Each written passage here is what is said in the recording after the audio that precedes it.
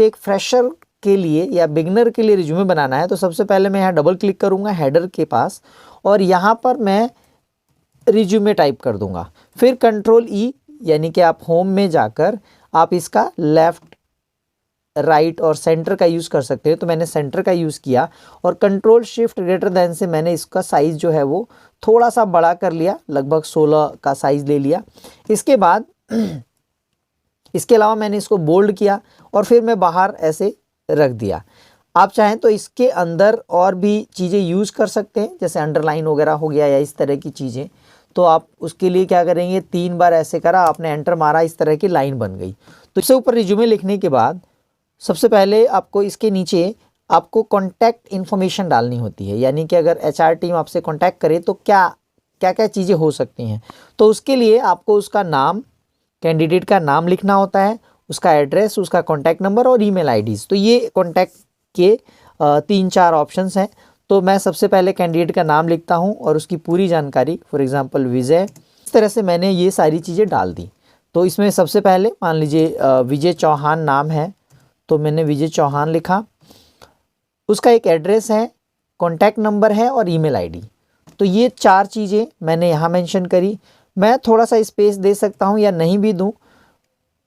उसके बाद जो एक स्पेस देकर मैं अगला ऑप्शन जो है मेरा वो होगा करियर ऑब्जेक्टिव। ऑब्जेक्टिव में मेरे को मैंने इस तरह का लिखा कि seeking a challenging position in a reputed organisation where I can learn new skills, expand my knowledge and leverage my learnings. तो इस तरह का एक ऑब्जेक्टिव मैंने बनाया। आप लिखेंगे, कंट्रोल बी कर दिया सो डैट ये थोड़ा सा बोल्ड हो जाए। और इसके बाद एक लाइन छोड़कर आपको यहाँ पर टेक्निकल क्वालिफिकेशन लिखना है और इसको आप बोल्ड कर सकते हैं। इसके बाद आपको एक एंटर मारना है और एक नई लाइन। बट उससे पहले यहाँ पर टेक्निकल क्वालिफिकेशन क्योंकि एक तरह का हेडिंग है, सो हम क्या कर सकते हैं, यहाँ पर होम मेन्यू के अंदर आप जब आएंगे पैराग्राफ के ऑप्शन में एक आता है शेडिंग। तो ये शेडिंग आप दे सकते हैं, जो भी आपको ठीक लगे। मुझे ये ठीक लग रहा है, मैंने यहाँ पे कर दिया। इसके बाद टेक्निकल क्वालिफिकेशन, क्योंकि ऐसा माना जाता है जब भी हम जॉब के लिए अप्लाई करते हैं तो हमारे स्किल पे जॉब मिलता है। तो अगर टेक्निकली आप कहीं अप्लाई कर रहे हैं तो पहले आपको टेक्निकल एजुकेशन डालना है, बाद में आप एकेडमिक एजुकेशन डाल सकते हैं। तो यहाँ पर अलग अलग तरीके हैं। एक लाइन एंटर मारने के बाद यहाँ पर मुझे एक टेबल में जाकर और इस तरह से टेबल लेना है और उस टेबल के अंदर मैं ये मेंशन करूँगा और ये सारी चीज़ें मैं यहाँ पर फिल करूँगा। तो आप देख सकते हैं मैं यहाँ पर आपका समय बचाने के लिए मैंने फटाफट यहाँ पर ये भर लिया है और इस तरह से मैंने इसको एडजस्ट किया है। यहाँ पे जब भी आप ये टेबल बनाएं तो इसको याद रखें कि इसका जो साइज़ होना चाहिए, इसका जो फाइनल जो यहाँ लेफ़्ट और राइट साइड में बिल्कुल इसके सामने होना चाहिए मार्जिन के, इससे बाहर होना ठीक नहीं है। तो इस तरह से मैंने यहाँ पर टेक्निकल एजुकेशन, टेक्निकल क्वालिफिकेशन यहाँ पे मेंशन कर दिया है। इसके बाद नीचे एंटर मारकर मैं यहाँ पे एकेडमिक क्वालिफिकेशन डालूंगा, टेक्निकल के बाद एकेडमिक एजुकेशन, और इसमें भी सेम प्रोसेस अपनाऊंगा। और एकेडमिक एजुकेशन में भी मैं इसी तरह से 5 कॉलम लूँगा और इस तरह से मेरे को अलग अलग जानकारी यहाँ पे मेंशन करनी है। तो जल्दी फटाफट मैं ऐसा कर लेता हूँ। इस तरह से मैं यहाँ पर ये सारी जानकारी इकट्ठा कर लूँगा, जानकारी यहाँ पर मैं डाल दूँगा और इसके बाद मेरे को इनको अगर थोड़ा मैनेज करना है, इसको स्पेस वगैरह कंट्रोल करना है, तो मैं यहाँ पर इसको इस तरह से कंट्रोल कर लूँगा। अगला जो एरिया आता है वो है हमारा एक्सपीरियंस का। तो आपको यहाँ पे एक्सपीरियंस अगर आपका है तो एक्सपीरियंस शो करना है। अगर बाई चांस एक्सपीरियंस नहीं है तो ये लिखने की भी ज़रूरत नहीं है आपको कि मैं फ्रेशर हूँ। एक्सपीरियंस लिखने के बाद मैं इसी तरह से सेम यहाँ पर इंसर्ट में जाऊँगा, टेबल में जाऊँगा और यहाँ पर मैंने इस तरह का ही एक टेबल बना लिया। तो फटाफट मैं इसको भर लेता हूँ। आप देख सकते हैं यहाँ पर मैंने इसको फटाफट फिल कर लिया है और इसमें मैंने सीरियल नंबर 1 2 3 जितने मेरे एक्सपीरियंस हैं, नेम ऑफ ऑर्गेनाइजेशन का रहा, डेजिग्नेशन क्या था और ड्यूरेशन क्या रहा, कितने टाइम तक वहाँ पे जॉब किया। तो ये आप देख सकते हैं एक तरह से मैंने अपना एक्सपीरियंस डाल दिया। इसके बाद जो लास्ट में आपका आता है वो है पर्सनल इन्फॉर्मेशन। तो पर्सनल इन्फॉर्मेशन को भी मैंने इसी तरह से सेम मैंने कंट्रोल बी किया और होम मेन्यू के अंदर जाकर यहाँ पे मैंने इस तरह का ये डाल दिया है। अगर आप फ्रेशर हैं या थोड़ा बहुत एक्सपीरियंस है तो आप कोशिश करिए कि एक पेज में अपने रिज्यूमे को फिनिश किया जाए। जहाँ जहाँ मार्जिन ज़्यादा लग रहा है वहाँ हम कम कर सकते हैं। फॉर एग्जांपल यहाँ पे देखिए स्पेस है, तो मैंने स्पेस को थोड़ा सा कम किया, और यहाँ स्पेस कम करने के बाद आप क्या कर सकते हैं, यहाँ जाकर इसके अंदर आप देखिए यहाँ होम मेन्यू के अंदर पैराग्राफ के ऑप्शन में आपको आता है एक ऐड स्पेस बिफोर, तो इसका आप यूज़ कर सकते हैं। जब आप आते हैं तो थोड़ा सा यहाँ आकर आपको एक तो ये मार्जिन देना है और दूसरा रिमूव स्पेस आफ्टर और बिफोर, ये तो ऐड स्पेस आफ्टर कर दिया मैंने। और नीचे मैं यहाँ पर इस जगह पे अभी मेरे को काफ़ी इन्फॉर्मेशन मिल गई है। तो यहाँ पे कुछ कुछ जानकारियाँ जो हमने ऊपर नहीं दिया है, फॉर एग्ज़ाम्पल आप देख सकते हैं ऊपर में हमने क्या क्या दिया, कॉन्टैक्ट नंबर दे दिया, नाम दे दिया है, एड्रेस वगैरह दे दिया है, ईमेल आईडी दे दिया। तो कॉन्टैक्ट इन्फॉर्मेशन हमने ऊपर दे दिया, जो अब बच गई हैं, जैसे डेट ऑफ बर्थ आपने किया तो डेट ऑफ बर्थ किया। इसके बाद आपको थोड़ा सा ध्यान रखना है कि पर्सनल इन्फॉर्मेशन में इसके बाद हमारे पास जो कीबोर्ड के ऊपर होता है टैब बटन, तो हमें टैब का यूज़ करना है।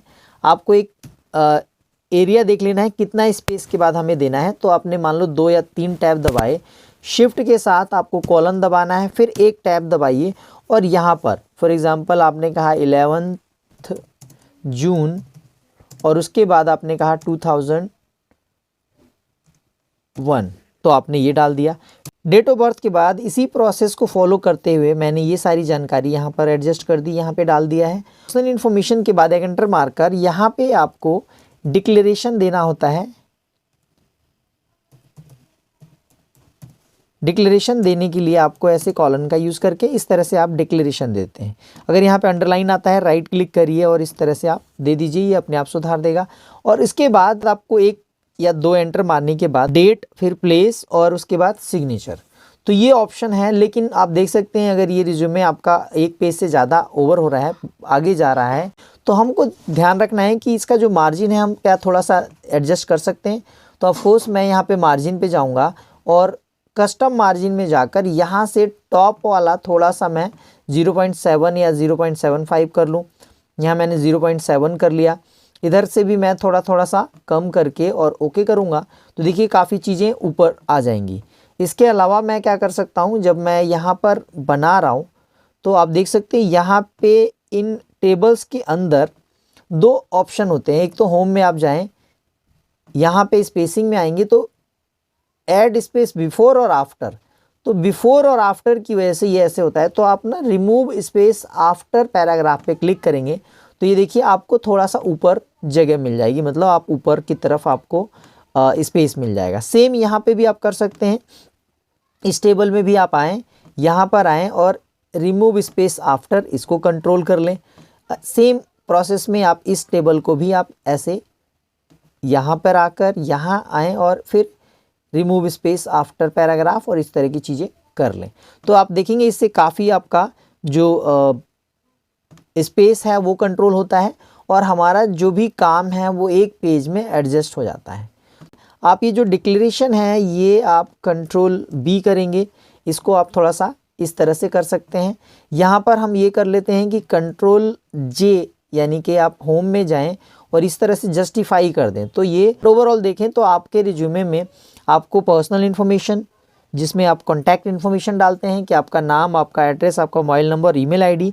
देन आप एक करियर ऑब्जेक्टिव डालते हैं, तो यहाँ पे ऑब्जेक्टिव आपने लिख दिया। फिर टेक्निकल एजुकेशन की बात करी हमने, टेक्निकल के बाद हमने एकेडमिक एजुकेशन, एकेडमिक क्वालिफिकेशन की बात करी है, वहाँ पे सारा मेंशन किया है।